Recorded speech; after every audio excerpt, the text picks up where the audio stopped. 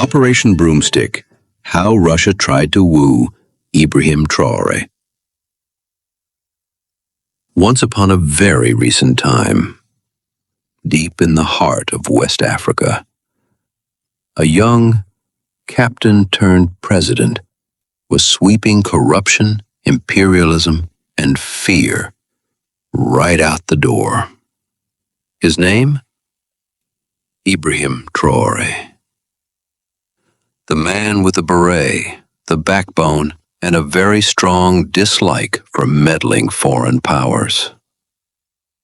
But in the distant frozen halls of the Kremlin, someone was watching. In Moscow, a group of advisors sat in a dimly lit room. On the wall, a giant map of Africa, with Burkina Faso circled in red. Putin said, "We must win his heart. The captain with the broom. He is brave, he is bold. He dislikes France. I like this man." First advisor said, "But sir, he also dislikes being told what to do." Now second advisor echoed, "We should send tanks."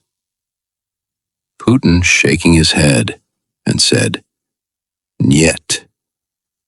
We send friendship and tractors, maybe a couple of wheat deals."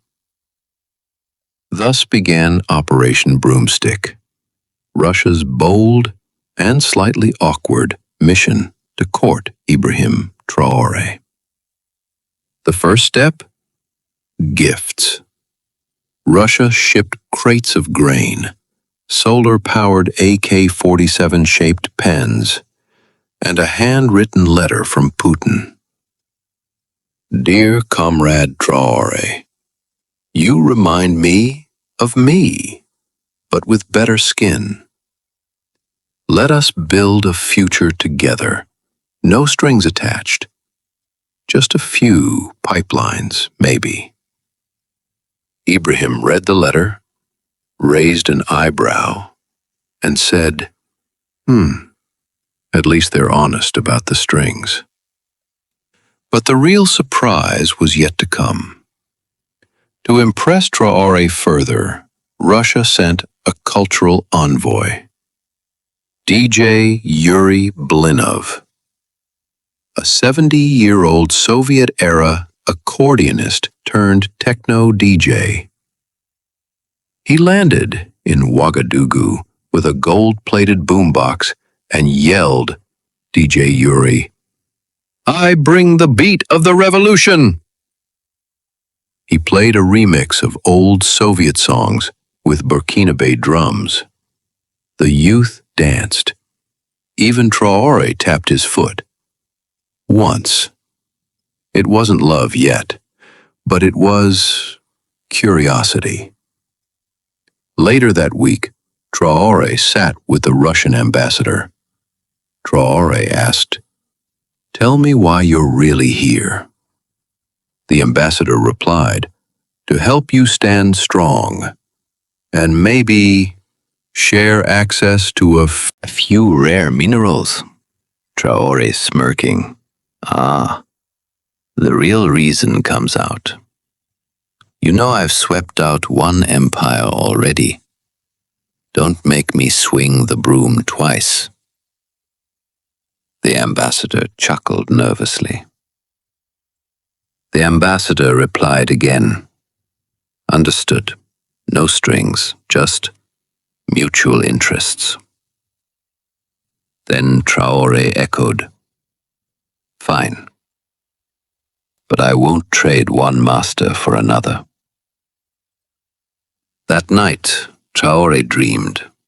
In the dream, a familiar figure walked out of the moonlight. His name is Thomas Sankara. Sankara told him in the dream, saying, "Careful, my brother. Even a sweet fruit can have poison." Traoré replied, saying, "I know, but we need allies." "We can't fight alone," Sankara now said again. "Then choose partners, not puppeteers. And never forget, real independence begins in the heart, not in trade deals." He woke up with a fire in his chest and one phrase on his lips. Dignity first, always. The next day, in a packed room of reporters, Traoré stood tall. Traoré addresses saying, "We welcome friendship from all nations, east or west, but Burkina Faso is not for sale. If you bring respect, we'll share bread. If you bring chains, we'll break them." The Russian ambassador seated in the front row clapped politely and sweat discreetly.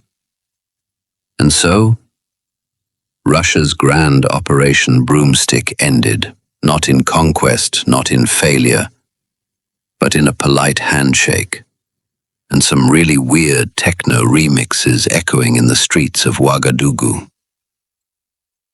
Because Ibrahim Traoré was not looking for masters or saviors. He was building something bigger, a new kind of leader, one who dances with history, but never gets swept away.